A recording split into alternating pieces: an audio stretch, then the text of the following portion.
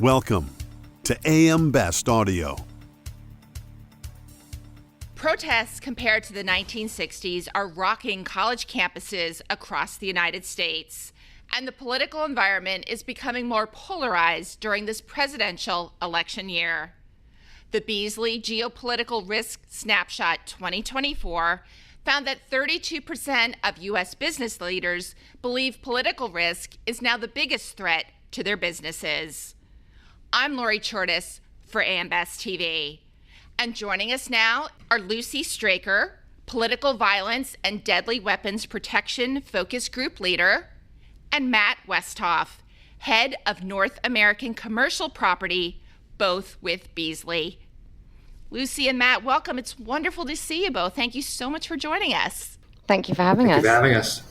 Lucy, what are the key takeaways of the research in regard to the United States? Thank you so much. I think the biggest thing is what you highlighted in the title is that 1 in 3 US executives believe they currently operate in a high-risk environment. We're gearing up for an election at the end of this year, and America is more polarized than ever before. You have emotionally charged topics that continue to dominate the conversations and agendas around these two candidates. And where emotions run high, you have the potential for things to escalate into violence. Gun violence is at its highest level ever, with 181 mass shootings so far this year.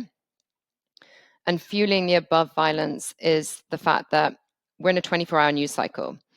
We have wars that extend beyond borders. You have social media driving extremism. And ultimately, people want to be heard and for someone to pay the price if they feel wronged. So we've been here before to an extent. And hindsight's a really powerful tool. If you look back in 2021 and 2020, the US saw Black Lives Matter demonstrations across the country following the deaths of George Floyd and Breonna Taylor. You then had the storming of the Capitol on January the 6th, which, served as a stark reminder as to how quickly things can escalate. I think furthermore, what's probably less talked about is the fact that back in 2020, you also saw gun violence almost double. A mass shooting is defined as an event where 4 or more people are shot or killed. And back in 2020, mass shootings on a monthly basis jumped from 35 per month to 51 a month. It was a record-breaking year.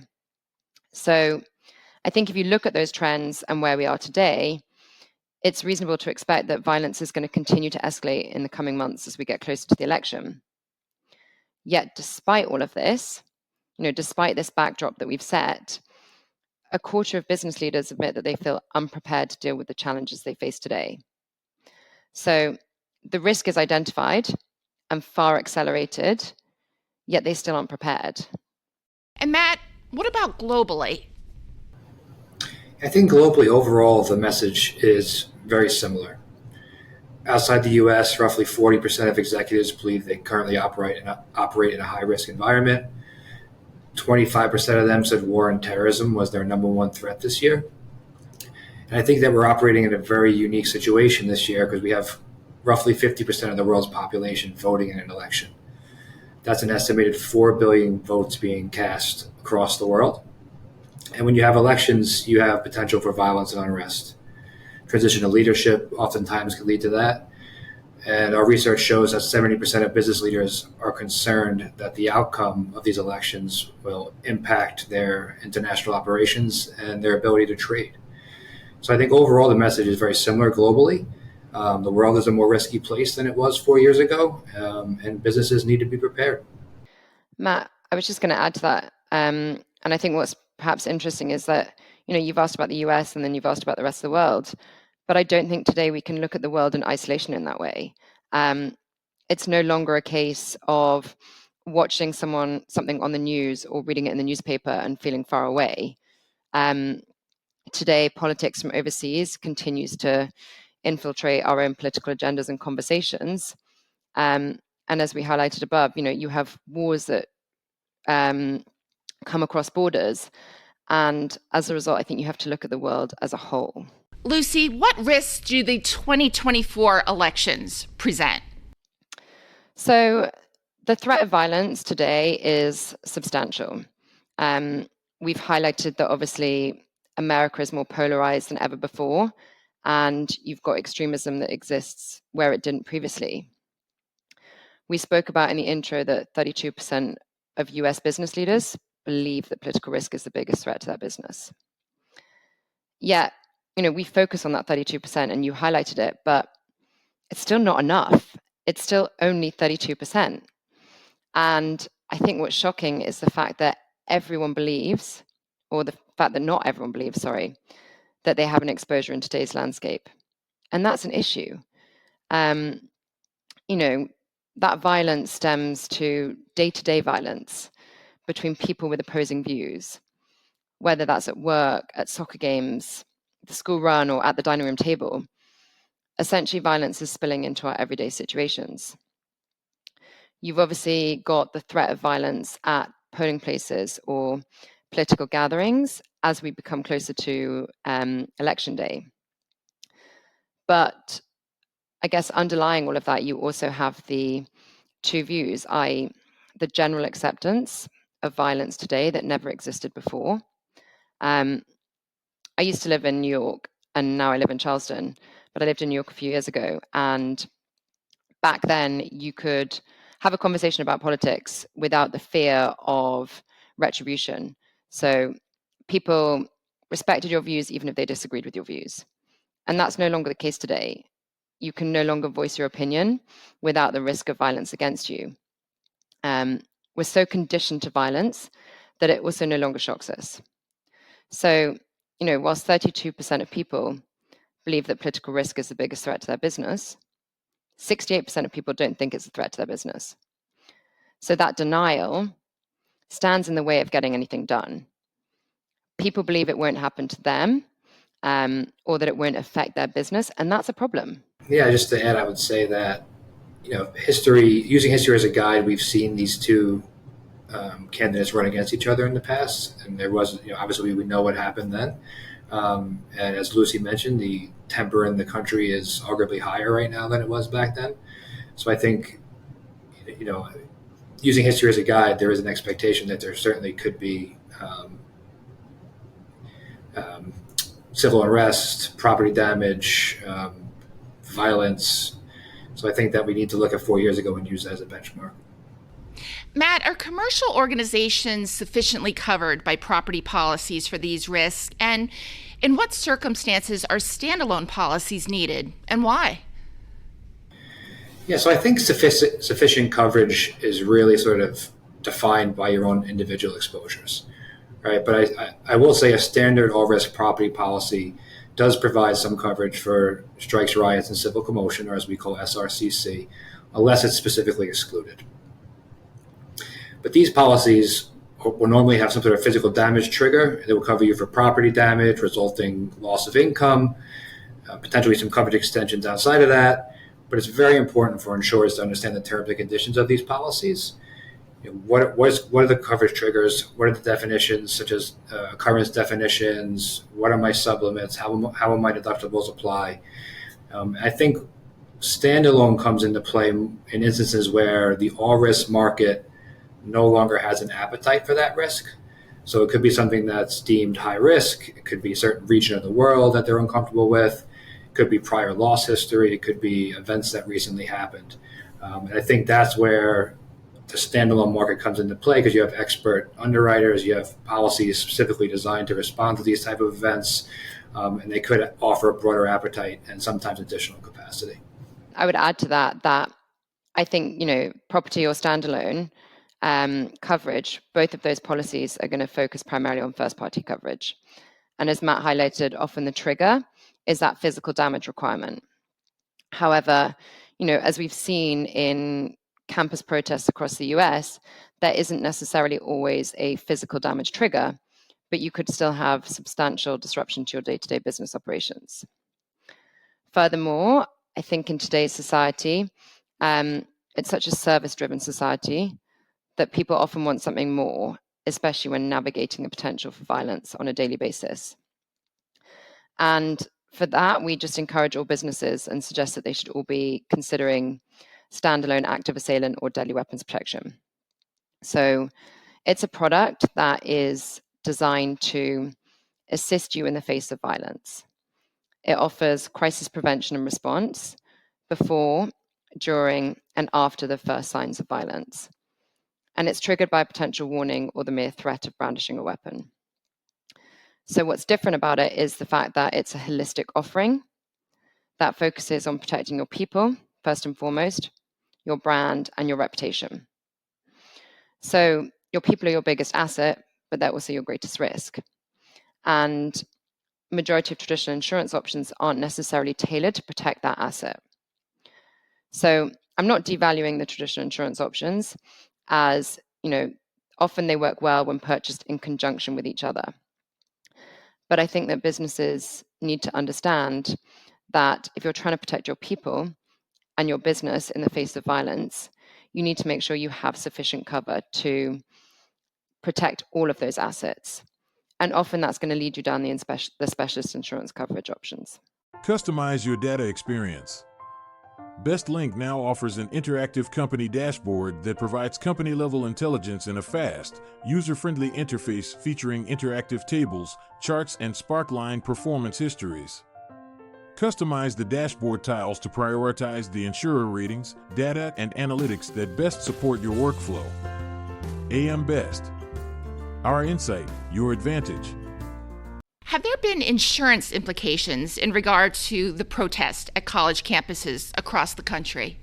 I think the implications are really raised awareness to the situation. And we've seen clients and brokers having discussions with us around, confirming coverage, looking for more limit, or looking at what their deductibles are, their policy language, looking at alternative products such as what Lucy just mentioned, whether it's deadly weapons protection or in certain cases event cancellation coverage if you are planning a college graduation or a concert or a sporting event and they could be influenced by these protests. So I think it's been a raised awareness across the industry, and we are seeing people, which is good, because I think especially in the property space, the conversation has been dominated by things like climate change, inflation, increased reinsurance costs, all of which are very serious issues and needed to be discussed. But I think it kind of put strikes, riots, and civil commotion sort of at the tail end of the risk. And people need to be aware of it. And it's certainly all those other things are just as important, or if not more, but this needs to be up the level as far as your risk management strategy. I think, as Matt says, previously Americans have always been very reactive as opposed to proactive when it comes to SLCC. And as he's highlighted, this is now on the front end putting that risk on the table. Americans are awakened to the fact that it's a real threat to US soil, whereas previously maybe we looked at it on an isolated scale that affected those more volatile or distressed territories globally. And as we can see, it's not the case there today. But I think, yes, it's great that clients are being proactive, but they also need to understand that the closer you get to the action, the closer we're going to come to election day, potentially the harder it is going to be to come across coverage, whether that's purchasing increased limits within your all risk options, buying standalone or buying specialist insurance cover. As the risk accelerates, that appetite is going to decrease. Additionally, Matt mentioned you've got graduation ceremonies. We've broken up for summer. So right now, the majority of universities are probably not necessarily thinking about that risk for the next week, month, whatever it might be.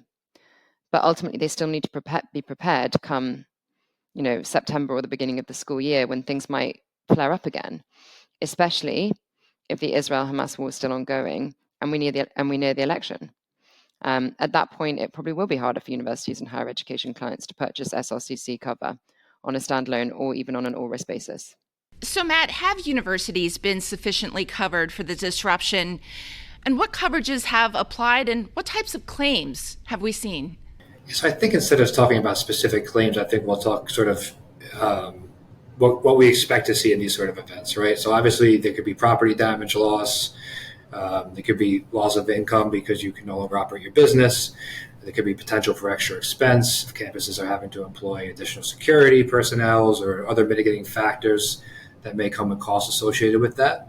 And obviously outside of just sort of the property world, if the violence escalates, you could see claims for injuries to faculty members, which would obviously bring in workers' comp. If your staff, your students, or volunteers, we can talk about liability coverage.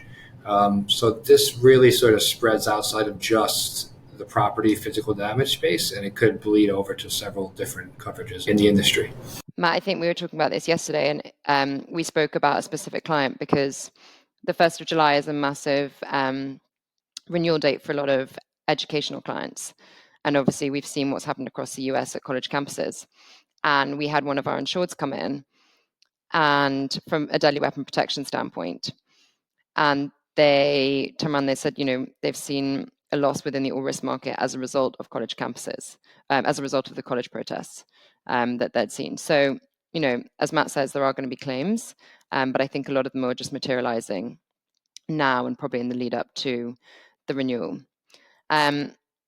The other thing to consider is obviously, if that unrest develops into violence, then there is the potential for deadly weapons cover or an active assailant type policy to kick in. As we highlighted above, it would obviously not just only cover your liability, but any crisis response services before, during, and after an event. The other thing to consider is, and again, Matt touched on it, you've had graduation ceremonies as we near the end of the school year, and you would have had many institutions assessing whether it was safe to continue with said graduation ceremony, or whether it was necessary to cancel or change that ceremony for fear of disruption.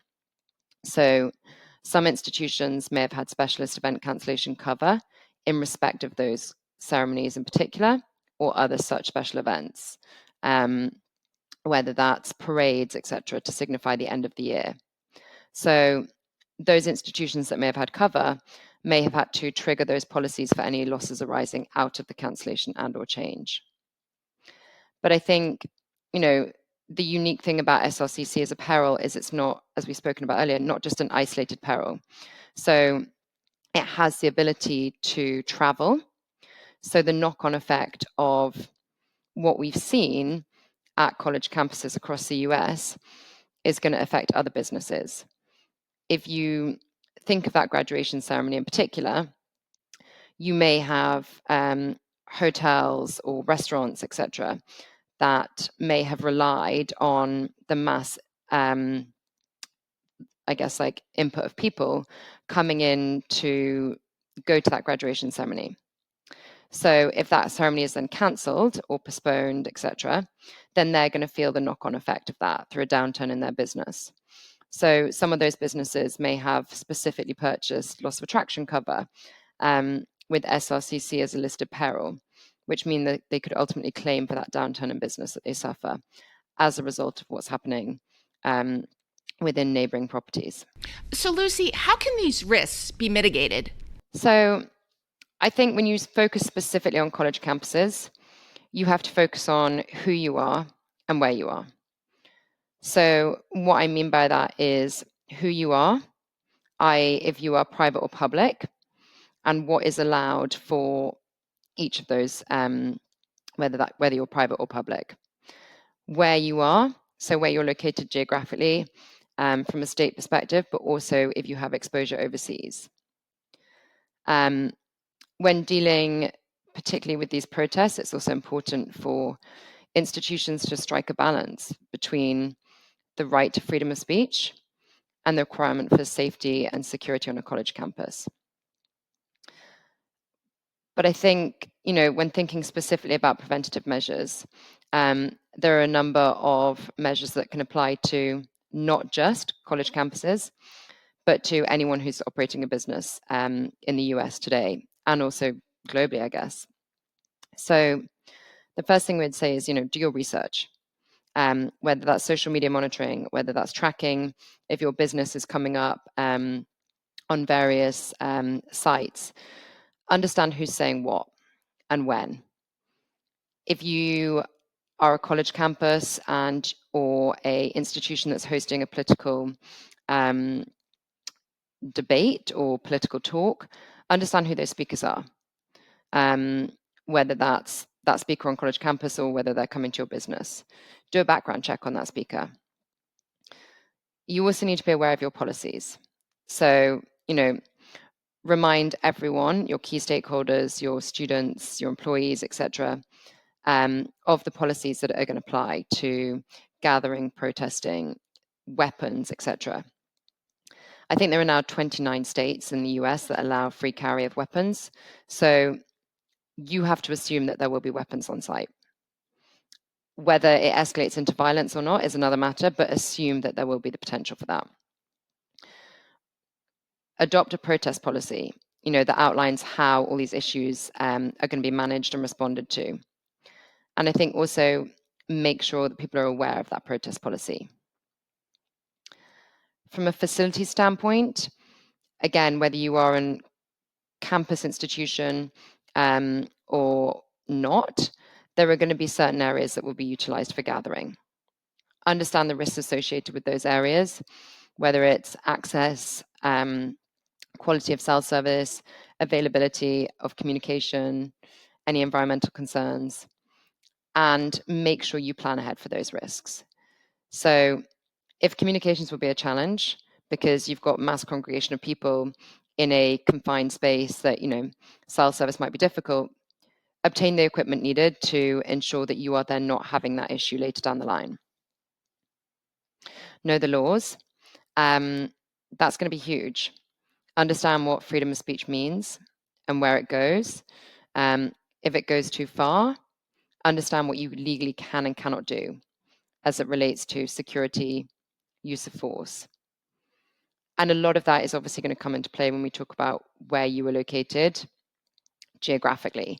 So if you have exposure overseas in the UK or, Europe or further afield, you're going to have different rules and regulations and legal requirements than you would say if you're based in the US solely. Make sure legal counsel are aware of what you're doing and that, they have oversight of everything you do in advance. I think the other thing to consider is, let people know in advance what the triggers are going to be for shutting down that protest. We spoke about policies, but make people aware, communicate with them to know these are the barriers. And at this point, when you breach a certain trigger or barrier, this is how we will step in, so that they are very well aware of what would happen if something unfolds. And be prepared. We highlighted earlier, we discussed earlier how a lot of businesses aren't prepared, but make sure you test all your communication abilities. Coordinate with law enforcement, conduct drills, drills of your crisis management, drills of crisis communication, develop your worst case scenario and test them. Because you have to be ready to respond if the unthinkable happens. Violence could unfold and it could result in shootings, trampling injuries, criminal activities, and you don't want your worst case scenario to occur and you to be sort of standing there being like, I just didn't think about this. I had no idea this was an option. And above all, you have to remember that you have to protect your people, your brand, and your reputation, because you don't want to be that university or that institution that had that issue, that shooting, that protest, and it be detrimental to you going forward afterwards. Matt, going back to the US and across the world in general, how can geopolitical risk be mitigated?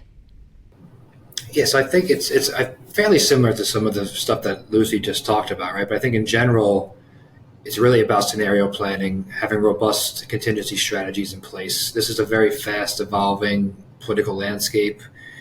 Things are changing quite quickly. So you need to analyze your risk, conduct a violence risk assessment. What is the risk in your business? What's the risk in your customer's business, your supplier's business? Where am I located, right? What's the risk based on where am I located? Do we have operations globally? My county, my state?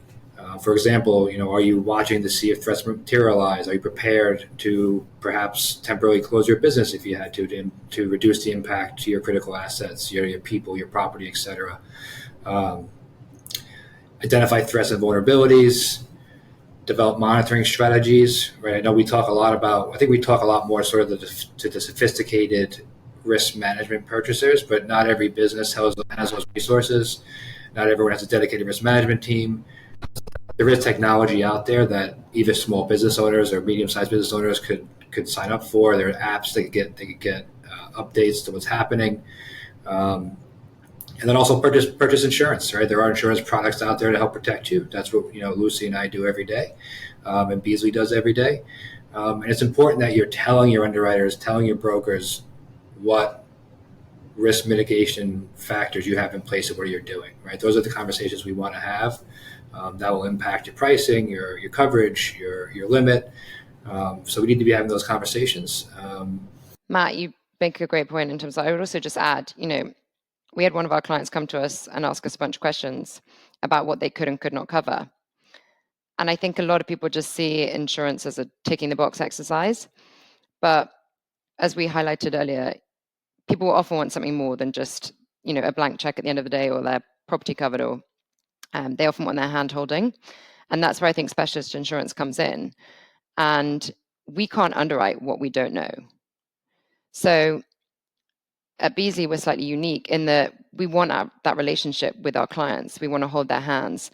We want to be there for them before and after something happens. So that's the value of specialist insurance, is that often you can get a product or you can get tailor-made solutions or specialist insurance solutions to fit with the uniqueness of your business. But unless we have those conversations, we don't know. And you are going to know your business way better than we will ever know your business. So have those conversations early with underwriters and make sure you build that relationship with underwriters, because they're going to be the people who you're dealing with before, during, and after something happens. Lucy, what is your best advice from your research for how insurers and business leaders navigate the conflict, disruption, and violence that could potentially take place this year? I think the biggest thing from our geopolitical report is that we highlight forewarned is forearmed when it comes to geopolitical risk. So we urge and we encourage our clients to be prepared, as political risk and political violence insurance will be harder to come by in the face of a contentious election, where there is heightened risk of social upheaval or violence.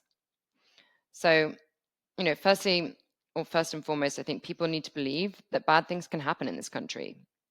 Don't allow denial of the possibility of disruption to get in your way of doing something about it. If you don't believe it will happen, you won't prepare adequately. So we have to assume that we will have political disruption. And if we don't, then it's a win-win for everyone. You also have to create awareness among key stakeholders. So educate them on what could happen and what their role is in the prevention. i.e., is it reporting of warning signs? Is it de-escalation? Every single person needs to understand what their role is to prevent and respond. Put mechanisms in place for reporting, especially including anonymous reporting. And hopefully that will increase the chances of people coming forward if they hear or see something that could pose a threat. I think Matt and I were speaking about it, but every year we have a Beazley mass notification system just test, and every year they ring me and leave a voicemail, and it drives me insane every year because I hate listening to voicemails. So I think businesses need to be aware that when you are putting in those mechanisms for reporting, for communication, you need to make sure you're covering every communication method that is going to reach every generation, whether that is text messages or tweeting the younger generation. Make sure you have it all covered. Monitor open source intelligence for risk, behavior, and threats. And that's not just going to be on social media, but it's going to be on the wider networks. I think you also have to train people. As we said earlier, they're your biggest asset, but also your greatest risk. So often when it comes down to violence, they're going to be there as your first responders. So make sure they know what to do in the face of verbal and physical violence. Make sure they understand what those protocols are, what the de-escalation strategies are, and how to mitigate the harm that could result. If you're a soft target, understand that and make sure you harden yourself against that risk. So retail is going to be the obvious one. As we've seen previously when mass protests erupted, retail assets tend to get smashed windows as they're often on high streets and so forth, and therefore fully exposed. But consider if you are a bar or a nightclub that's open late and you serve alcohol. You are also a soft target. If you have people drinking alcohol, it often, drives emotion. And again, late at night.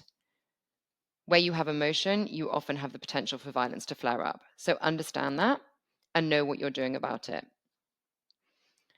Coordinate with law enforcement in advance to ensure that you understand what their response is going to look like, what you can expect from them, from a resource allocation, from a timing, from a communication, etc. Understand how you're going to work with them.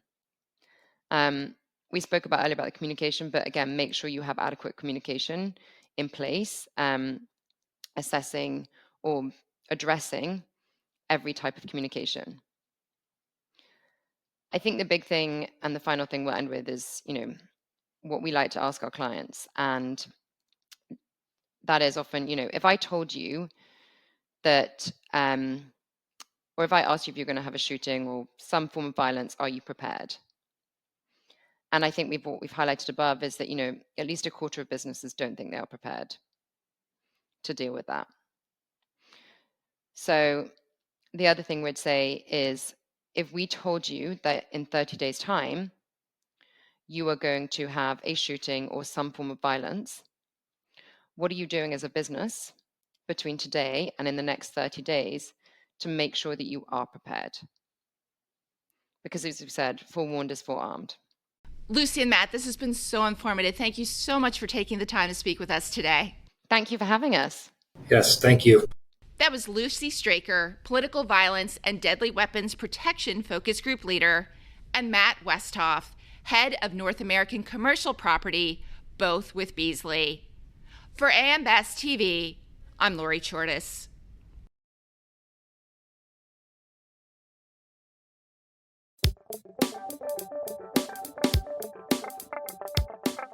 Looking to get the full attention of the insurance industry?